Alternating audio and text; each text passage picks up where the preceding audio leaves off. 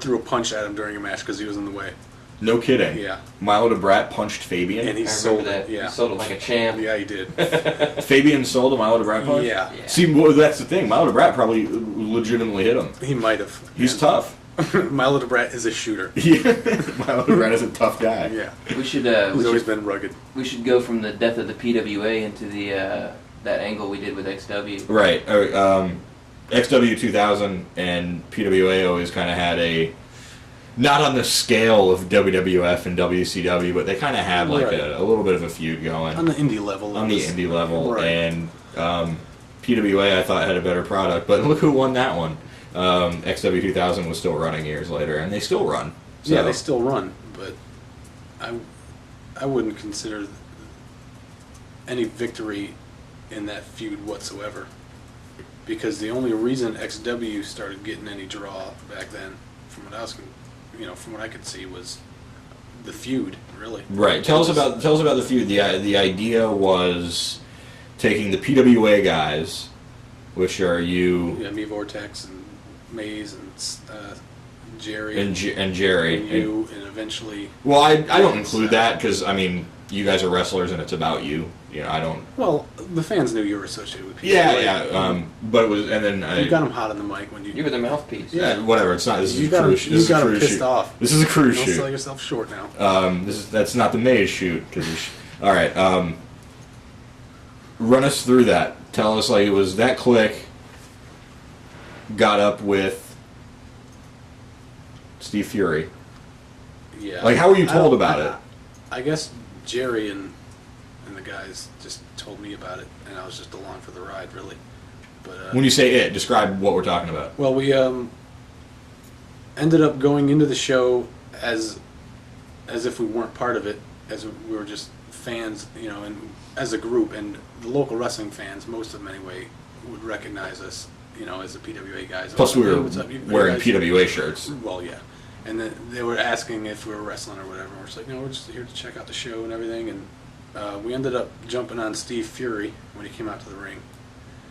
And we jumped on him, beat him up. Some guys came out, I think. We left out the back door, left the building. And I guess that went over pretty well because a lot of people started talking about it. And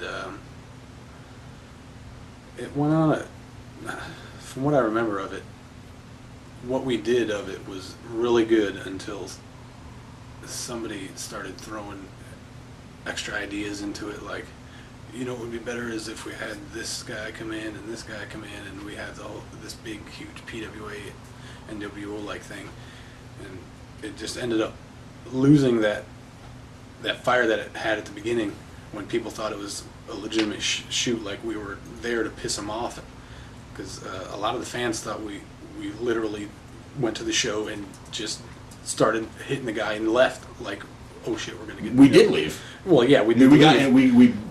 Yeah. It was over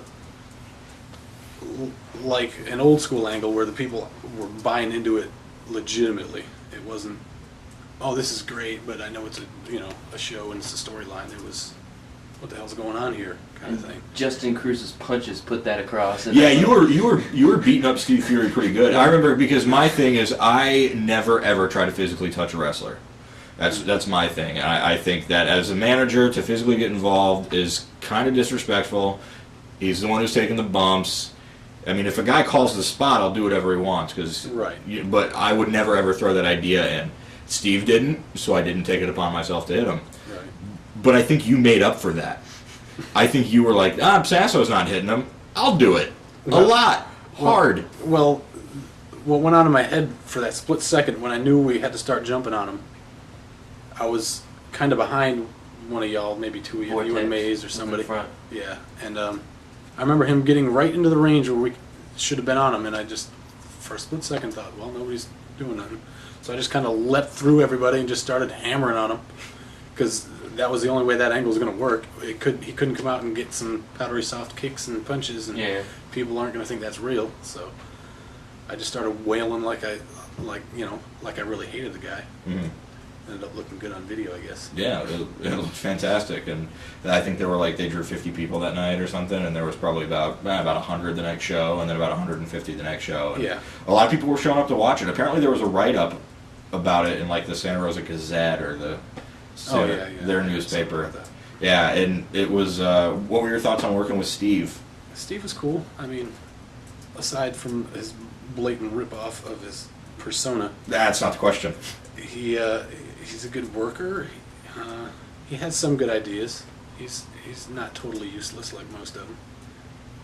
But he wasn't anything special as far as he didn't have a wrestling mind like Bobby Dahl had, where he could run a great promotion and he couldn't. I don't know. He was kind of middle ground. I think I've worked him, and from what I remember, every time, even that jumping him outside the ring and all that, he's always been solid. But I don't know. He took everybody's finishes well. Yeah. There's nothing really to say about him. I only worked with him briefly. So after the invasion angle, you and Mays stayed a team. You would get booked as team. You would try to get booked as single. How? Bring us through that. Whatever the promoters or bookers are looking for, we would. Yeah, we can work each other, or yeah, we can be a tag team if that's what you need. Just whatever we can get booked doing, we'll do it. If we're going out some promotion I've never been to and there's a locker room I'm not familiar with, I would preferably work Maze at least the first time, just so the people there will know that I can go. Because if I get up there and get in with some shitty guy and people there don't know me and they see my first match they see of me is with somebody that can't work, they're gonna assume I can't work. So I'd prefer to work Will, but I've never turned down a booking because I couldn't work somebody or because we couldn't work a tag team or anything like that. It's just whatever we can do, whatever they want us to do, really. Which do you prefer? Right now I prefer tag matches because I don't get blown up as much. Yeah, and Mace gets beat up and I like watching that. I think everybody does a little bit. Yeah. Some of the promotions that you've worked for since PWA, XW2. Shit, all of them. Shitty. That's pretty much true. I'm okay. But go ahead, sorry. Right. That's a soundbite. XW2000, HIW, SPW. HIW was a good one. HIW? Yeah. Tell us about that. I think it was only one show, wasn't it? Or was No. it two? There was the one show that Curtis and I did in Mobile. Yeah, that one. With the main was you and Vortex. Right, that was a great Good show. story. And Should have been then more Curtis for that one. got a new booker and didn't want me to help him anymore. Right, he decided to go against the whole having a good show idea and went the other way. That pissed me off too. That show was fun. I wish there was more people there, because that was the one time I was in the ring with two names for a short time, and I made them look like they were my bitches for a second. The setup for that was at the time Road Dogg Jesse James. He had just been let go. Mm-hmm. Was booked in a match with Raven. Correct, Raven. Right. And he farted on Jerry. He did fart on Jerry. That's a good story. No real story. Just he farted on him. Yeah, that's a pretty short story. But the end. Yeah, it's a funny story. He was doing his stretches. Jerry was there. Fart. The end. Good laugh.